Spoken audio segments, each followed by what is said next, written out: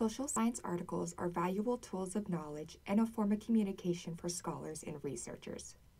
The format and language in social science articles is different from other types of writing you may be more familiar with, but each section of an article has an important function. This video will give you quick tips for reading and understanding social science articles. Step 1. Establish why. Know why you're reading an article. Is it to understand a topic, to conduct your own experiment, or to make an argument? This will help you focus your reading. Step 2. Understand the layout of social science articles and what each section tells you. Most articles will follow this format. Abstract. This gives you a general overview and helps you determine if it's relevant.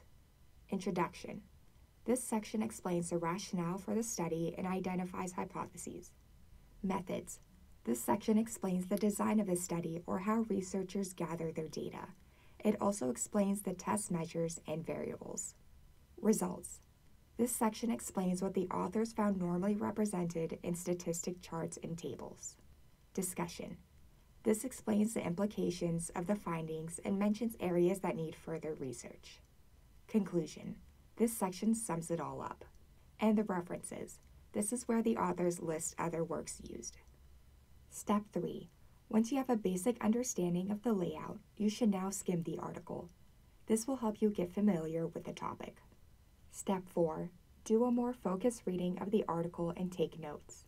Highlight important information, jot down any questions you have, mark areas where you question the conclusions authors make, but most importantly, you need to write yourself notes on how the information is relevant to you and how you will use this information. This will help you when you go to incorporate the work into your own project. Step 5. Identify and summarize key information.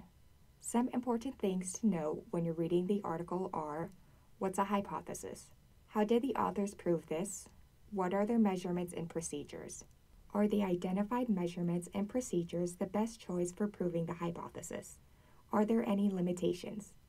What are the variables, and are there any variables that the authors didn't account for? What are the author's key findings? Does the data provide and support these findings?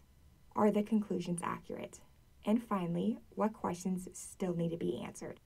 But most importantly, you should jot down your thoughts and opinions and how you plan to incorporate this research into your own projects.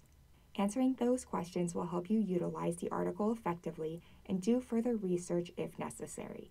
Last step is to check the sources. Looking at the article reference section will help you find sources that cover similar topics. If you need more help, remember you can always ask a librarian or check out the APA Style Manual for more examples. Please visit library.usu.edu for more information.